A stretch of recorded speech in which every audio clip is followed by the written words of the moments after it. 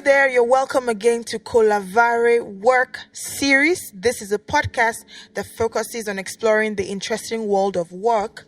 Welcome again to this episode. I think we started a series of episodes from the last episode, and we're focusing on the European football season of 2022-2023.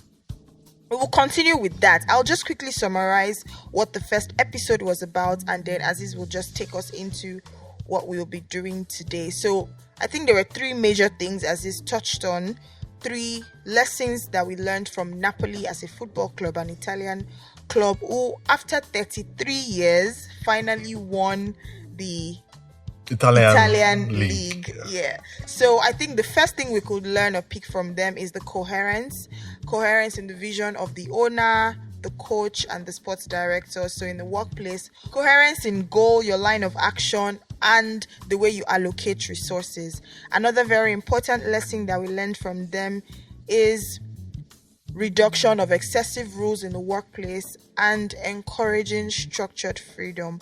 Like we mentioned in the last episode, we're working with adults, so we expect people to know what to do and what not to do, what to do at the right time and what not to do. And the final and last lesson that we picked from the last episode is prioritizing the superiority of the team over individual. So Aziz, how are you doing today? I'm fine. I hope I captured that well. Yes, very well. Just to add, I think what made the Napoli research more interesting was that they had a Nigerian playing for them, Victor Osimhen. You know, and I think this was the first time you had a Nigerian that was leading a top club in a top team. So I think, you know, so he ended up being the highest goal scorer for the club. Wow. He kind of like embodied the spirit of Napoli. So I think it made the research a bit more interesting. That's nice. Yeah. Shout out to him. What's his name again? Victor Osimhen. Victor Osimhen. Nice. Okay, so I think today we'll be taking lessons from Guardiola and Ancelotti. Guardiola and Ancelotti. Forgive me, I don't really watch football. Okay, so I think we'll be taking lessons from them today, right? Yes. So the focus for me for this episode is the theme is really on learning and development. Okay. In our journey, in our career journey or business journey, you know, our growth journey, we often assume that we need to acquire new skills. We need to acquire resources. We need to acquire things. That's really what determines how far we go. But I realize that at times that there are what I refer to as limiting beliefs and mentalities that hinder our true potential. That's one. Two, even when we need to acquire new skills or talent or resources, it doesn't always happen in an environment that is convenient for us. So it's along this, it's in this context that I'm really looking at Pep Guardiola and Carlo Ancelotti and see what we can learn from them. These coaches provide valuable insight into how seemingly challenging or unfavorable experiences can actually serve as catalysts for personal growth and advancement to the next level. Okay, so who are these coaches and what do you think that we can learn from them? So Pep Guardiola and Carlo Ancelotti are usually referred to as two of the best coaches in football. And I think for the right reasons. Carlo Ancelotti is the only coach to have won league titles in the top 5 leagues in Europe. Wow. As well as the only coach to have won the Champions League 4 times. Wow. Now, Pep Guardiola has won 11 league titles in 3 countries. And he plays a very beautiful brand of football. So they are highly respected coaches. Now I'm interested. So please shoot. Okay, so let's start with Carlo Ancelotti. Okay. So Carlo Ancelotti played his later part of his career. He played for the legendary AC Milan side, coached by Arrigo Sacchi. And even when he became a coach, his football mentality was shaped by Arrigo Sacchi. Now, Arrigo Sacchi had a very rigid way of playing, but also very successful. So when Ancelotti became a coach, he adopted that rigid Style of play. It was a 4-4-2 noted for high pressing. However, while as a coach of Parma, Ancelotti had challenges. Eventually, he was sacked. Now, some say because of the pattern he was playing, but for Ancelotti at that point in time, the only pattern he knew how to play and that he believed was best for him was a 4-4-2 high pressing pattern. So that was the belief that was there. Now, some years later, in 1999, Ancelotti was appointed as the coach of Juventus. Now, Juve had a player called Zinedine Zidane, who the previous year won the World Cup with France and was the world best player. Now, based on Ancelotti's 4-4-2, Zidane didn't fit his pattern. And like he had done in Parma, when he had players who didn't fit his pattern, was to take them out of the club. In this case, he almost had a gun put to his head, and I mean, he was told that he had no option but to use Zidane. So I'm just using so he had no option but to use Zidane. And for the first time in his coaching career, he had to change his style, adjust his football pattern. So even though he was with Juve for 2 years, he didn't win any trophy. But for the first time in his coaching career, he started to tinker with his football pattern. Now, some years later, Ancelotti went to AC Milan and eventually won trophies with AC Milan. But that journey of Ancelotti changing his pattern started with being told that he had no option but to use Zidane. So on paper, if you look at his career with Juve, nothing. But that was the turning point. Yeah, but if you look at his career with AC Milan, you see trophies. But the turning point came because he was told that he had to use Zidane. So the truth is that today we regard Ancelotti, for his ability to work with, all sort of players. But my point is that was not the original Ancelotti. Yeah. Ancelotti had to adjust because he had no option. Even though he was eventually sacked, that point in his career became a turning point that made Ancelotti to achieve whatever he achieved. Now, this is what I'm trying to emphasize.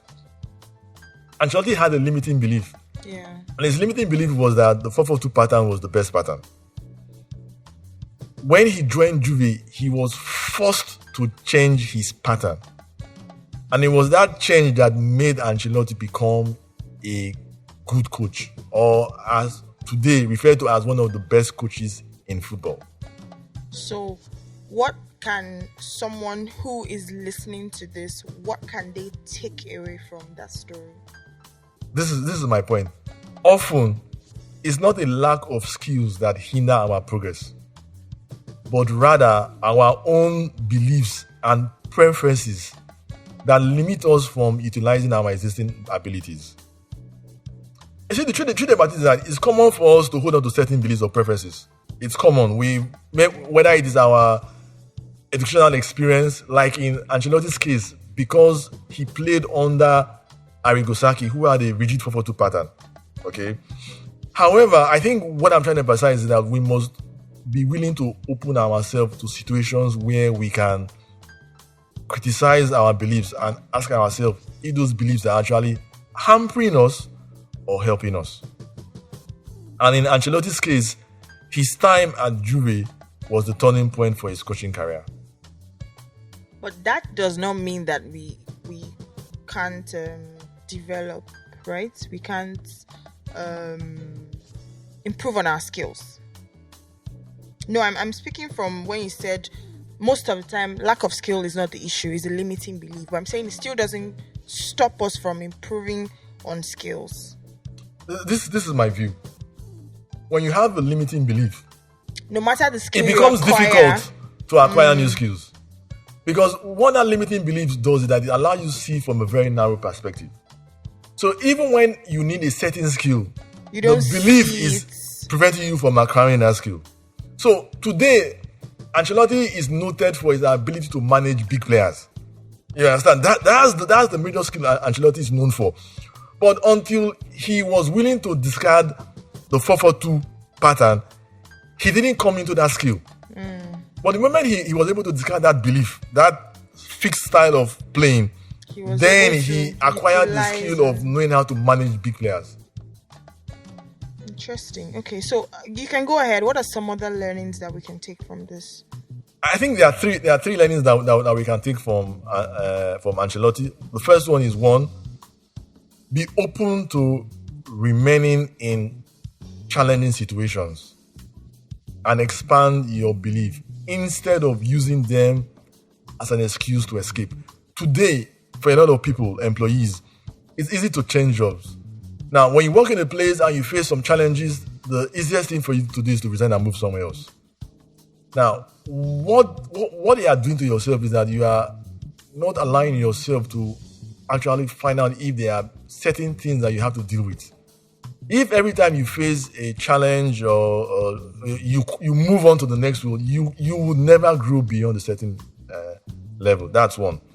Secondly, be willing to engage in experiences that challenge your belief or assumption. This is very difficult. Very difficult in this cancel culture, where when people start saying things that are different from what people believe, they cancel them out. You understand? It's very difficult. But I think if we are able to imbibe that posture, we would grow faster and will become more developed. And thirdly, remember that learning is not solely about acquiring skills. It also involves letting go of incorrect beliefs that may hinder our progress. Interesting. I hope you're listening and you actually took note of those points and the things that we learned from Ancelotti. Carlo Ancelotti. Ancelotti. Okay, let's quickly look at there are two coaches we mentioned in the beginning, so let's quickly look into the second one. Pep Guardiola. Yes. Now, in Guardiola's later years of playing football, he moved to Italy to a small club called Brescia. And in his first season in Brescia, he did very well.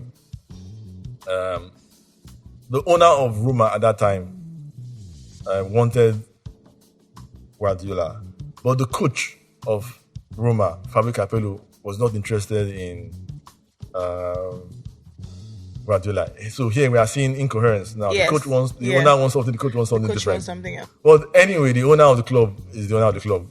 Guardiola joined Roma, and because the coach didn't really need him, he found himself on the bench most of the time. And for footballers, that's not a good thing. You don't join a club to sit on the bench. Now, but this point actually turned out to be a blessing in disguise for Pep Guardiola, because Guardiola was somebody who had thought about becoming a coach in his later years. And because he was not playing, he had an opportunity to observe and study Fabio Capello as a coach. And his observation and what he learned from Fabio Capello were some of the things that became the foundation of his coaching career years later. That's one. Secondly, he also had time to spend with younger players, and he started mentoring younger players. Again, this also formed Guardiola's later coaching career, where he was able to manage and mentor footballers. So here was Guardiola in a club that he was not being used, but actually gave him an opportunity to learn and build the foundation of his coaching career, which was maybe 5-6 years away. Just like you mentioned about the other coach, if he had seen that situation as, I'm a footballer, why am I sitting on the bench, and just leave the club, he wouldn't have learned. Exactly, yeah.